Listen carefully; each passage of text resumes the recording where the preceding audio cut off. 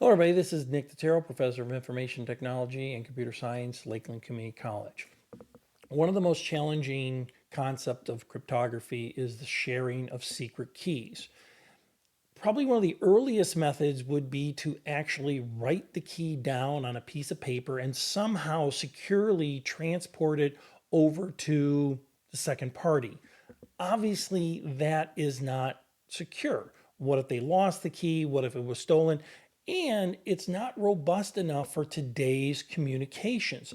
When I pick up my phone, I want to know that my phone is connecting to whatever tower in a secure method. So my phone and that tower or that other device has to make sure that we have a secured secret key that only the two of us know about. Now, if you think about that with the millions, if not billions of connections on a given day, how is that done? The best way that it's done right now is through a process called the Diffie-Hellman Key Exchange. Let's go to my screen and let's do some math. Math not going to be that hard, but it is going to be, I think the math find is very interesting. So let's go to my screen. All right, just using Wikipedia because sometimes they have the best graphics. Here we have Alice and Bob. You hear about Alice and Bob all the time in cybersecurity. Alice and Bob want to have a secure connection between each other. But the first thing they need to do is they need to establish a secret shared key that only the two of them know about. All right. So we have Alice, we have Bob, they're separated by a public channel. We'll say the public channel is somewhat insecure. It's public, it's the internet. What happens? Well, it's really a three-step process and it's fairly quick, but it's pretty robust. The first thing we're going to need to do is step one is Alice and Bob have to agree upon a public key, right? And once they agree upon the public key, Alice is going to create her own private key that she is not going to share with anybody. And Bob is going to create his own private key that he's not going to share with anybody. So we have a public key that's shared with everybody. Everybody knows the public key. And then we have two private keys that Alice and Bob are going to use. Let's go to it's a Microsoft Word document that I wrote just to kind of show you the going ons. So here we have this public key right here. And that is, it's made up of two numbers. The first number is normally a fairly small prime number. And then the second, which is 3, and then the second number is just a very, very, very large number, integer. And what this says is 3 modulus 17. So we're going to do some kind of modulus math and we're going to discover a remainder or something. Now it's going to make more sense as we go through it. And there is some really interesting reasons why. But keep in mind a couple things at this step one. We have a very small prime number. And then we have a very large number. That modulus number is often 1,000, 2,000 bits. It's an extremely large number. Then Alice has her own secret key, which she does not let anybody know. And Bob has his secret key, which he doesn't let anybody know. And that's basically step one. So let me go to a little Python program I wrote. I'm going to do the 3 steps using Python just to show you what some of these numbers are going to look like. So I'm going to go to step 1. And in this Python program, I'm going to simulate that first step where I'm going to have a very small prime number. So I have a little list here that I created of the first 25 prime numbers. And then I'm going to randomly pick a large number. It's not large enough. If I make my numbers too large, my computer, the IDE, is going to crash. But for demonstration purposes, I'm going to have a fairly large integer between the range of 100,000 and a million. again, demonstration purposes. In the real world, they're extremely large number. That G value, that modulus value, very, very large. This particular program is not going to do that much. Alice's key is going to be randomly generated. Her key, though it has to be kept secret, has to be a value between 1 and that very large number, the modulus number. So 1 to the example that you saw was 17. Same thing with Bob. This is Bob's key. Bob's key has to be kept secret, and Bob's key has to be between 1 and that G value. That G value is that very, very large modulus number. So let's run this program, and let's just take a quick look at some of these, what numbers we may be looking at. And again, these aren't even close to the numbers that they use in the real world.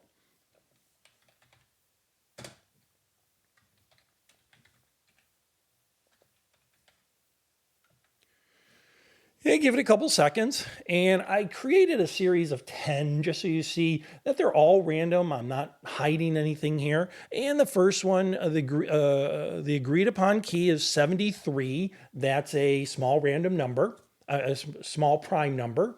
And then 606,307. This is a random number between 1 and G. The highest value of G is a million. So that falls. So Alice's number was randomly generated and Bob's number was randomly generated. Not much involved with this step 1. Now, let's go on to step 2. So here is step 1 right here where we have the publicly agreed upon key. And then we have the secret key. Those all got generated in my program.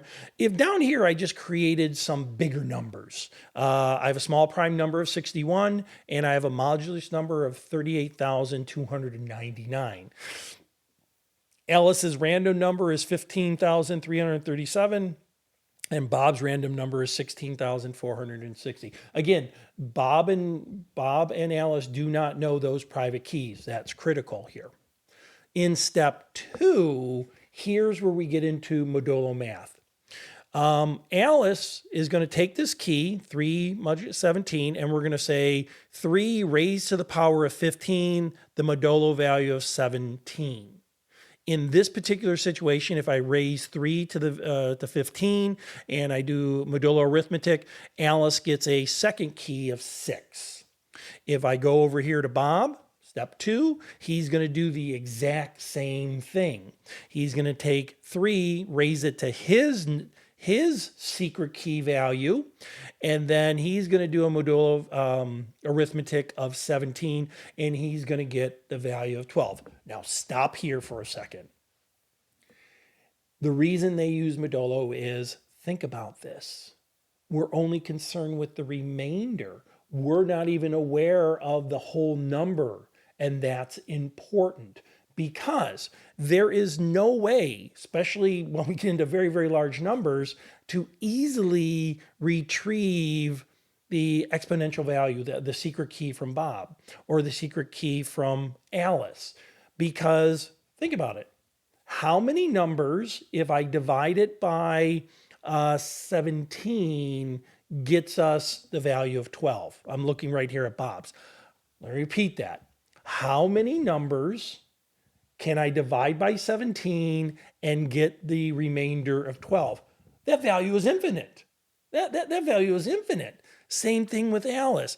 How many numbers can be divided by 17 and get a remainder of 6? Again, it's infinite. So the bigger the number, the harder to brute force. Now, in this particular situation with these small numbers, this could be, obviously, people are going to say, Nick, you could brute force that really quickly. I'm using small numbers. I'm using very, very small numbers. Yes, I can brute force and find Alice and Bob's value very, very quickly. If I had to brute force this, oh, painful, very, very painful. In case you're wondering, this is referred to as, I have it down in my notebook, solving the discrete log problem, which has been bothering mathematicians for years. I know somebody was going to ask, but yeah, they know about this. So again, let me repeat why we use modulo arithmetic so much in encryption. If I take what number divided by 17, don't worry about this over here, but what number divided by 17 has a remainder of 6? Infinite. What number divided by 17 has a remainder of 12? Infinite. So we can't take this value 12 and find out the secret key. Small numbers, yes, we could. Big numbers, no, we could not. It would take a lot of processing power. I shouldn't say no, we could not. It would take a lot of processing power, so much processing power, by the time you were able to crack it, it would be impractical. So here on these bigger numbers, we have small prime number, modulus number, and we say 63 raised to the power of Alice's number here. We get a modulo value. Her second key is 19,102. You can see where these numbers, and we haven't even cracked the surface of using very, very large numbers. Let's go up to my Python program, and let's see what some of these numbers could potentially look like. So I have a step 2 program. And step 2 does exactly what I did here before. I'm going to use some random numbers, no big deal here. The difference now in step 2 is right here. This modular arithmetic is used so often, especially in encryption and cryptography, that Python is nice enough to give us a function, a standard function with a little bit of oomph to it. Python function POW just means POW, power 2. If I give it the first two values, P raised to the value of this K value, we use that all the time in Python.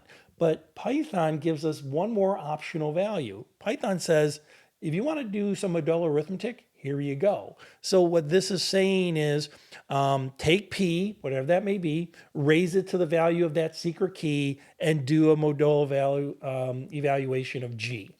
Let's see what this program looks like when we run it.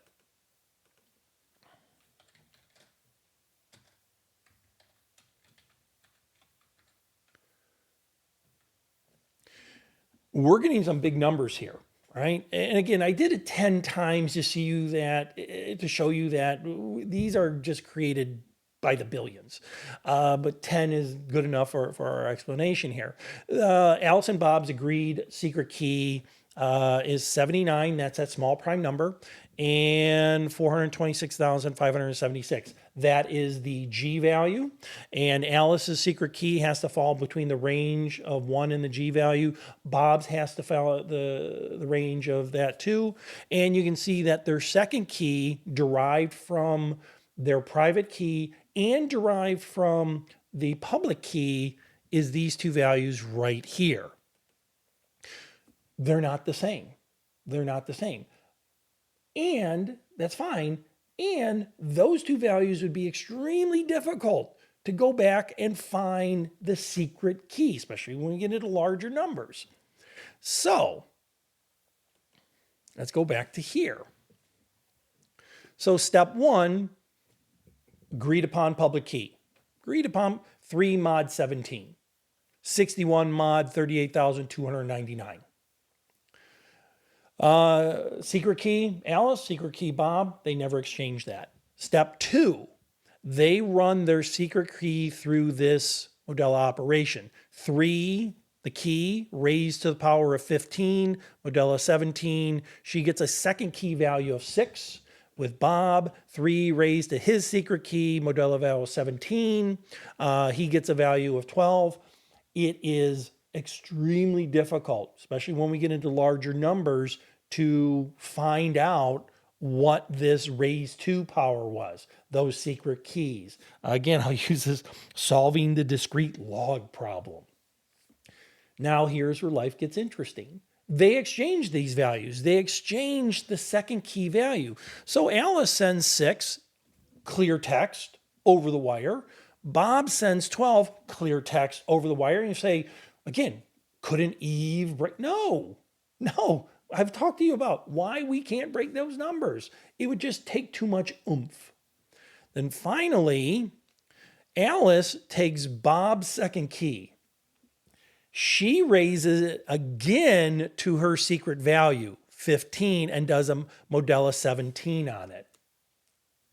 Bob does the same thing. Bob takes Alice's secret key.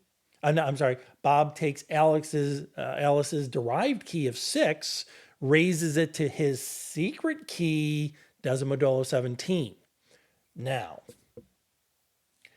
if you remember 4th, 5th grade math dealing with powers, in essence, this is like doing, this math is just taking that public key and raising it to both Alice's and Bob's secret key on Alice's side. On Bob's side, it's taking the public key and raising it to the value of Bob's secret key and Alice's secret key. So that's what I wrote down here. So guess what's going to happen? They're going to come up with the established secret key of 10. Now they have their shared secret key. They're both going to end up with the value of the shared secret key. Again, the math holds true here, and it's not that hard math. It basically says, because of the math that we did here, this 12 raised to 15 is exactly like 3 raised to 15 raised to 13. And if you remember your 3rd, 4th grade math, if you raise a power by another power, you're just multiplying those power. So 3 raised to 15 raised to 13 is just like saying 3 raised to the power of 15 times 13. Don't worry about it. If you're getting confused, don't worry about it. But it works. It works. It's really 3rd, 4th grade math. And the same thing here. Even down here with these much bigger numbers, these much bigger numbers. Okay, it's the same principle. Now I didn't put the raise. They're going to get the same value. So let's go back to my,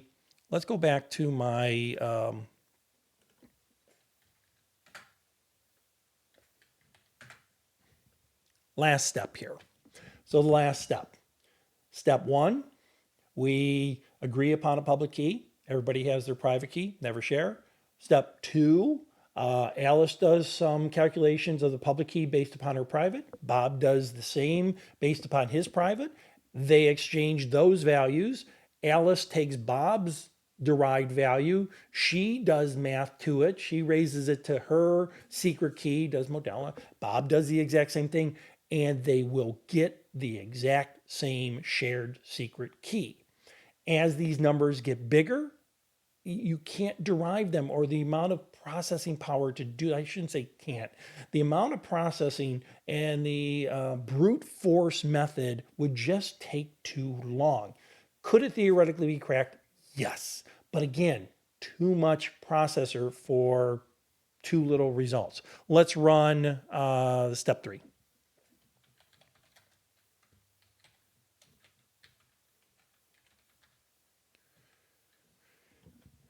Again, I ran it 10 times to show you that the numbers always work out, right? So it's not like I'm doing any secret numbers here.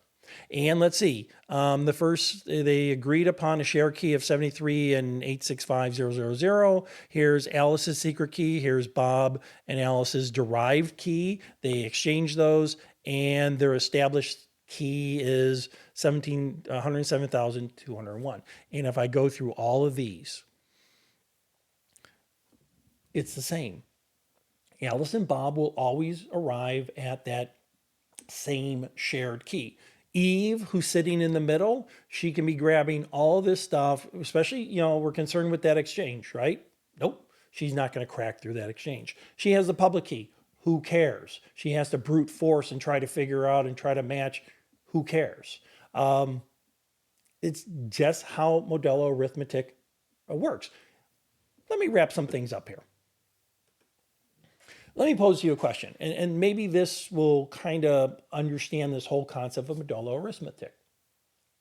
If I tell you, you and I are talking, and there's somebody eavesdropping over here, and I say, let's meet for lunch at 1:15, and I stop there.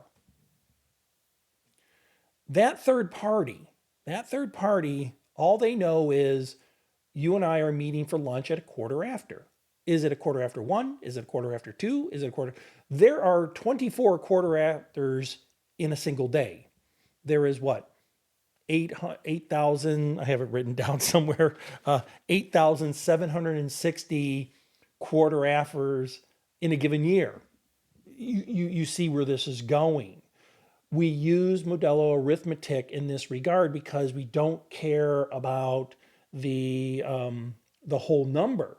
We care about that modulo, and we all understand that. What is the results of, if I divide a number, say 17, and I divide it by 5, we get a remainder of 2. How many other combinations can we have a remainder of 2? Infinite. So this is how we can, this is why modulo is often used in encryption, because a single modulo value can have a lot of ways to get there. And as long as the two parties know how they both got there, then they're safe. That third party, it's nearly impossible. I'm not going to say impossible, nearly impossible to establish it. So recap. This is used on a daily basis. The simplicity is beautiful, right? How they improve upon it is just by not just, but they make the numbers bigger. They're currently using numbers of 1,000 to 2,000 bits. Now, people ask me, what about these supercomputers, quantum computers? I don't have an answer to that. Right now, it works. So Diffie-Hellman is probably the tried and true standard out there. Rewatch the video. Do the math yourself. Pick two numbers. Do some modulo arithmetic. It is cool. So, that being said, let's go learn something.